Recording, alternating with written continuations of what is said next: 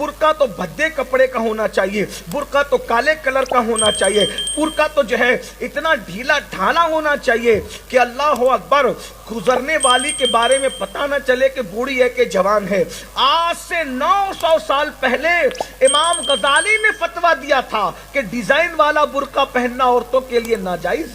آج سے 900 سال پہلے کیسی ڈیزائن رہی ہوگی؟ اتنی ترقی یافتہ ڈیزائن رہی ہوگی؟ ہرگز نہیں۔